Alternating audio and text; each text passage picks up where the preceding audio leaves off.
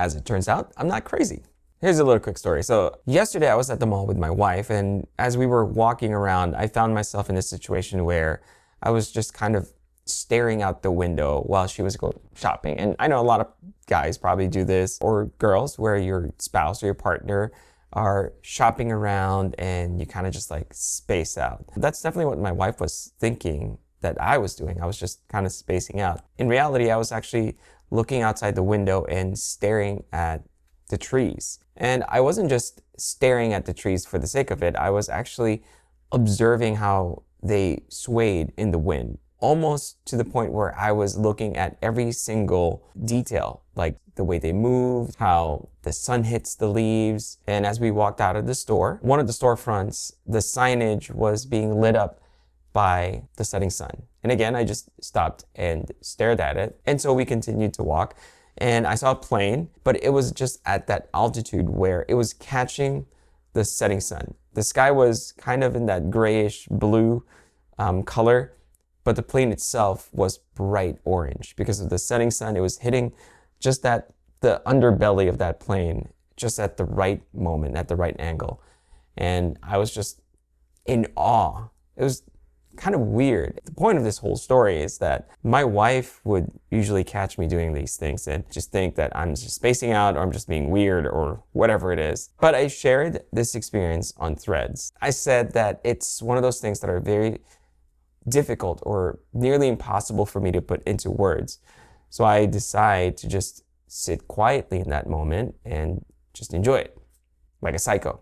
What's interesting is that seemed to have resonated with a lot of people. Two of my online friends actually shared these two words that I found very interesting. One of the words is a Japanese word, and I'm probably going to say it wrong, but it's komorebi. And the literal translation of that is sunlight leaking through trees. And according to this, the word is deeply rooted in Japanese culture, reflecting a love and appreciation for nature's beauty and fleeting moments. Another word that was shared to me is Heartspur. And I think I've heard of this word because it just sounds so familiar, but I've never really understood it. So what Heartspur is, it's an unexpected surge of emotion in response to a seemingly innocuous trigger, like the distinctive squeal of a rusty fence, a key change in an old pop song, or the hint of a certain perfume, which feels all the more intense because you can't quite pin it down. I think it's very similar to that feeling that I was getting whenever I would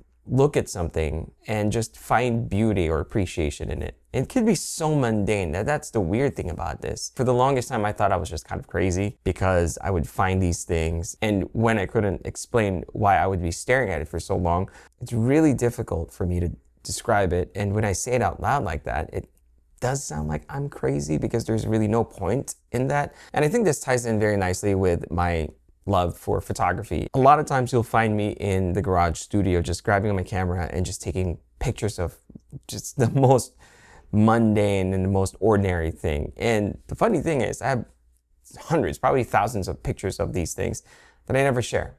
I just grab my camera because the light looks so nice on this particular side of the wall that I just have to capture it. I just have that need to actually snap that photo. And that's when I get that sensation that I've scratched that itch, if you know what I mean. And I found that to be very interesting because there are just certain feelings that the English language can't really describe. Like there's no particular word for it. Like for example, in Tagalog, there's a word called gigil. And that's this feeling that when you see something so cute that you kind of just want to squeeze it, or you just makes you want to, I don't know, I can't even describe that feeling. But in Tagalog, there is a word for that. It's called gigil. And when you say that, everyone knows exactly how that feels. And so I'm in searching for the word for that feeling whenever I see something that I appreciate it and I just want to capture it or just want to maybe live in that moment. Perhaps the only two words so far that I can relate to that is the Japanese word komorebi and Heartspur. So I'm curious to know if you have any other words that describes a certain feeling that the English language we don't have a word for it. Maybe in your culture or your part of the world.